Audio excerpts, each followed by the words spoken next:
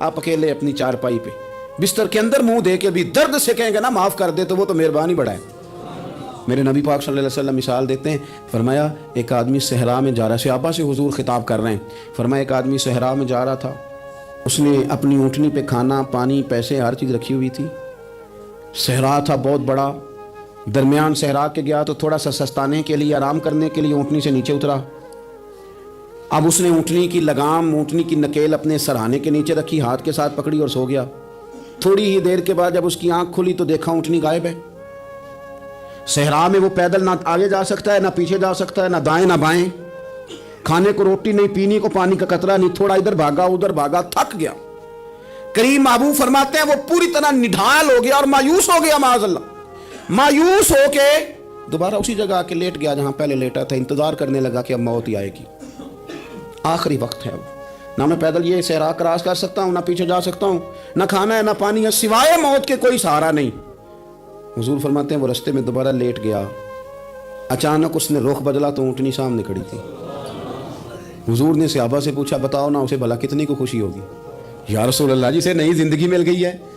آپ دیکھیں نا سارے ڈاکٹروں نے کہہ دیا کہ اس کے تو گردے معدہ جگر ہر چیز ختم ہے، گھر لے جاؤ خدمت کرو، ہر طرف پریشانی ہے۔ وہ بندہ بھی سمجھ گیا ہے کہ آخری وقت آ گیا، کل جاؤں پرسوں جاؤں، تیاری ہو گئی، سب لوگ آ گئے، باہر والے بھی آ گئے، یہ ماحول ایک عجیب رنگ اختیار کر گیا۔ اچانک ایک ڈاکٹر نے آ کے کہا نہیں غلطی لگ گئی تھی۔ مجھے بتائیے انداز کیا ہوتا ہے؟ بغیر دوائی کے بندہ اٹھ کے کھڑا نہیں ہو جاتا، او میں تو بچ گیا ہوں۔ نبی پاک صلی اللہ علیہ وسلم فرمانے لگے اس کی اونٹنی مل گئی، بتاؤ بھلا اسے کتنی خوشی ہوگی؟ یا رسول اللہ وہ تو دوبارہ دنیا میں آ گیا۔ حضور فرمانے لگے اسے کچھ بھی خوشی نہیں ہوئی۔ جب کوئی رب کا گناہگار بندہ آ کے توبہ کرتا ہے، رب کو اس سے کئی گنا زیادہ خوشی ہوتی ہے۔ میرا بندہ آ گیا، میرا بندہ آ گیا، میرے گھر آ گیا، اس نے آنسو بہائے ہیں، اس نے کہا اللہ میں تیرا ہی ہوں، تیرا ہی رزق کھاتا ہوں، تیری ہی زمین پہ رہتا ہوں، تیرے نام سے میری سانسیں چلتی ہیں۔ وہ آ گیا، فرمایا اس اونٹنی والے سے زیادہ رب کو خوشی ہوتی ہے جب گناہگار آ کے توبہ کرتا ہے۔ گناہگاروں کے آنسو اس کی بارگاہ میں بڑے مقبول ہیں، لیکن ہم رسم ادا کرتے ہیں، توبہ نہیں کرتے، ہم اپنے آپ کے ساتھ دھوکہ کرتے ہیں، جھوٹ بولتے ہیں۔ اللہ تبارک و تعالی اپنے بندوں کے حق میں رحمت والے فیصلے کرتا ہے، درگزر والا معاملہ فرماتا ہے۔ جگہ جگہ قرآن مجید میں اللہ تعالیٰ نے اپنے بندوں پر رحمت کرنے کا ذکر فرمایا۔ ان اللہ یغفر الذنوب جمیعا، فرمایا بے شک رب تمہارے سارے ہی گناہ معاف فرما دے گا، تم نا امید نہ ہونا، وہ معاف کر دے گا تمہیں۔ قرآن مجید میں فرمایا ان اللہ بالناس لرؤوف الرحیم، بے شک اللہ اپنے بندوں پر بڑا ہی مہربان اور نہایت ہی رحم کرنے والا، رؤوف اور رحیم ہے، بڑا مہربان ہے، کرم فرماتا ہے۔ اللہ تعالیٰ اپنے بندوں سے بڑا جلد راضی ہو جاتا ہے۔ ماں پیار کرتی ہے اپنے بچے سے، لیکن وہ ناراض بھی ہو جاتی ہے بعض چیزوں میں، بعض معاملات اس کا دل بھی دکھاتے ہیں، بعض جگہ وہ رو کے یہ بھی کہتی ہے کہ تو نے میری محبت کا کوئی نتیجہ نہیں مجھے دیا، میری ساری کمائی تو نے ضائع کر دی۔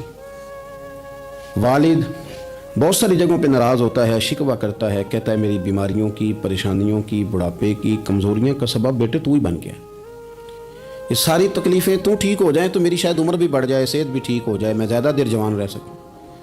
ناراض ہوتے ہیں ماں باپ، اسی طرح ماں باپ راضی بھی ہو جاتے ہیں، وہ بڑی جلدی راضی ہو جاتے ہیں۔ میں اکثر کہتا ہوں کہ والد کو راضی کرنے میں 5-7 منٹ لگ جاتے ہیں، اماں تو 1.5-2 منٹ میں راضی ہو جاتی ہے، ابا جی کو 5-7 منٹ لگتے ہیں، کئی دفعہ کہنا پڑتا ہے، کوئی دلائل دینے پڑتے ہیں، لیکن والدہ کے لیے تو کچھ بھی نہیں، آپ نیرا جا کے پیروں میں بیٹھ ہی جائیں، کچھ بھی نہ کریں، آپ پورا روئیں نہ رونے والا منہ ہی بن جائے تو اماں تو نرم ہی نرم ہے، جس وقت جو مرضی آپ کرا لیں ہو گیا۔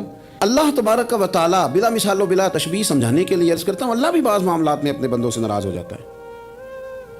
وہ کہتا ہے میں تکبر کرنے والوں کو پسند نہیں کرتا، وہ کہتا ہے فسادی پسند نہیں ہے، وہ فرماتا ہے کہ راہوں میں کجی کرنے والے پسند نہیں ہیں، وہ فرماتا ہے کہ بدعہدیاں کرو گے تو میں صبح قیامت تم سے سوالات کروں گا۔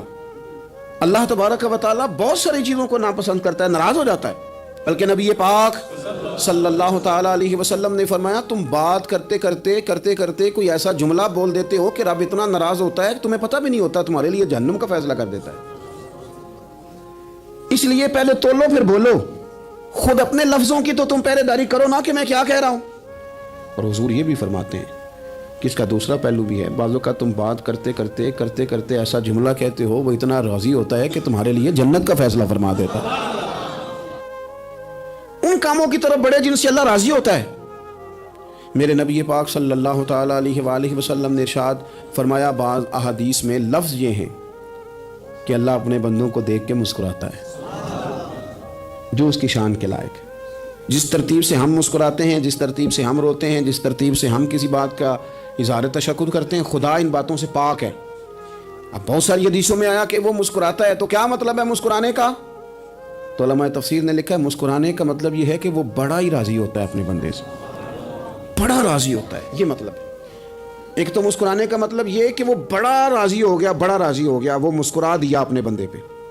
اور ایک اس کا معنی خود نبی پاک صلی اللہ تعالی علیہ وسلم نے بیان فرمایا. مسند امام احمد بن حنبل میں حدیث ہے, حضور سید عالم علیہ السلام سے صحابہ نے پوچھا, یا رسول اللہ شہید تو بڑے لوگ ہوتے ہیں, شہیدوں میں افضل کون ہے؟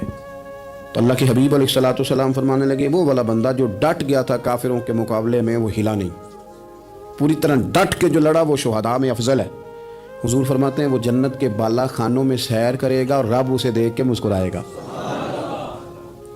رب اسے دیکھ کے مسکرائے گا, اللہ تعالیٰ مسکراتا ہے اسے دیکھ کے.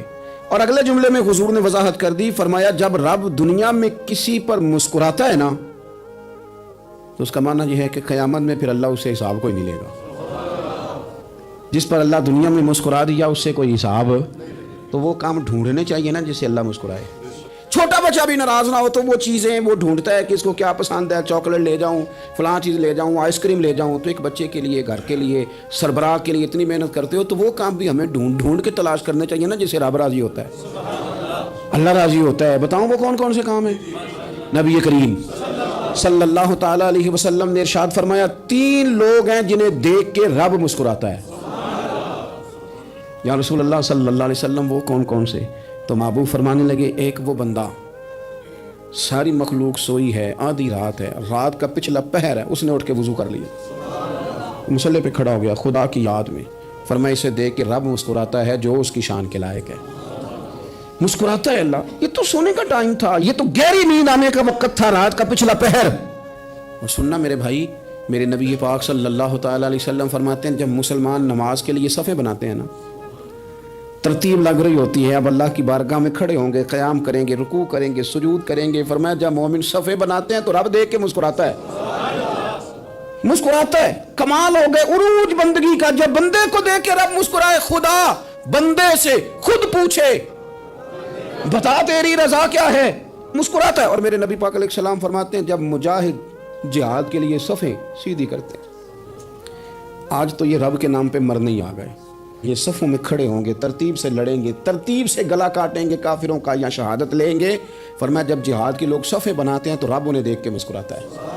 کتنے نصیبوں والا وہ بندہ ہے جسے دیکھ کے مسکرا دیا. او یار, کبھی تیرا بیٹا تیرے سامنے مسکرائے نا چھوٹا, تو تیرا دل باغ باغ ہو جاتا ہے.